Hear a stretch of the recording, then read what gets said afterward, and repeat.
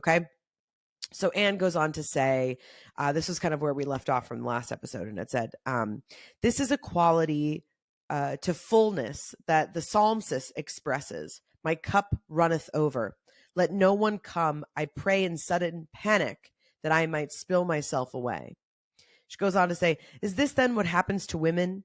She wants perpetually to spill herself away. All her instinct as a woman, the eternal nourisher of children, of men, of society, demands that she give.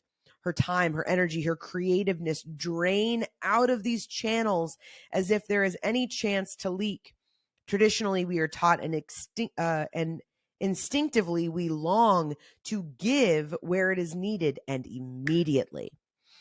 Eternally, women spills herself away in driblets to the thirsty, seldom being aware to the time, the quiet, and the peace to let the pitcher fill up all the way to the brim.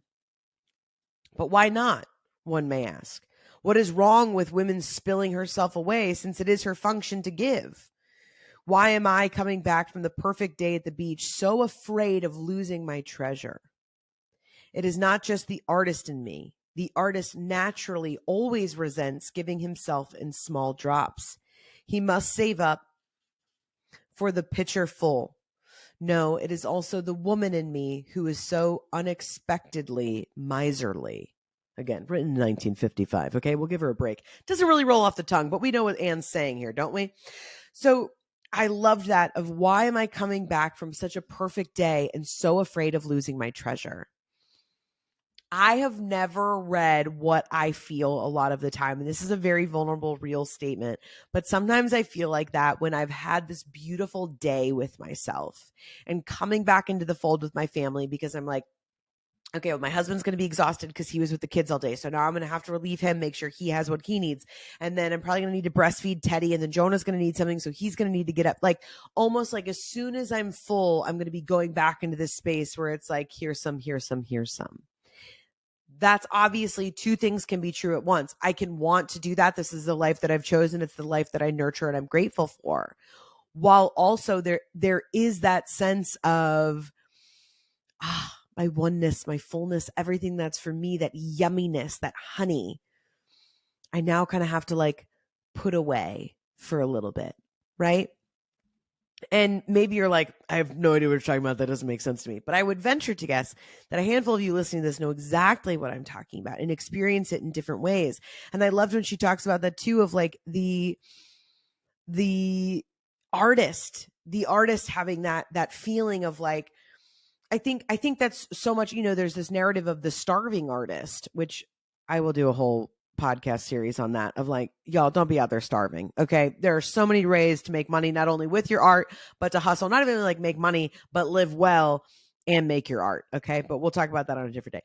But rather than the starving artist, I think it's the struggling artist, where we have things that are, and I use artist loosely. So in whatever that means to you, that you connect with that word, we feel so passionately and know that there's this bigger thing that wants to come out. And if only we had more time to nurture it and to work on it and all of these things, that as we kind of put out things here and there, it's not enough. It doesn't feel fulfilling. It doesn't feel, our metaphorical picture, because we're just kind of giving these things away, as she says, in drips and drabs. Right.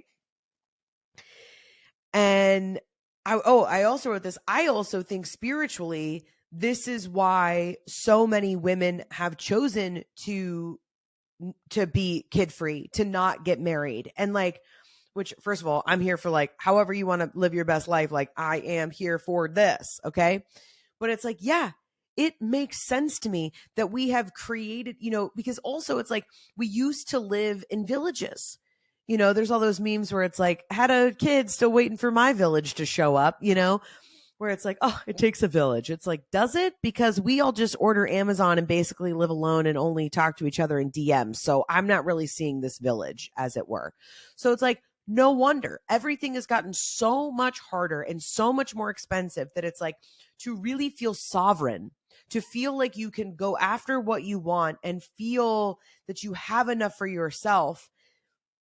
You don't, I get it. I understand. Listen, I also want to say as a caveat, I understand a lot of other people come to these conclusions of how they want to live their life for a myriad of reasons. I'm just offering this up as one. So again, I don't mean to pretend or assume that I know about your life choices. So let me just say that, okay? But I can understand through that lens, it makes sense to me. Again, what I just said, where it's like I have this amazing day by myself and I got to journal and I had a big breakthrough and I know what I want to share and I'm going to live forever. And then I pull in my driveway and I see through the window that my husband is holding our baby and our youngest is running around like a chicken with his head cut off. And I'm like, okay, well, hold on to that, honey, baby, because you got to go. And I know that, my husband feels the same way. And so it is, like I said, we kind of all come to it from a different place. But spiritually, that was something that I had written down in this book where I was like, that totally makes sense to me.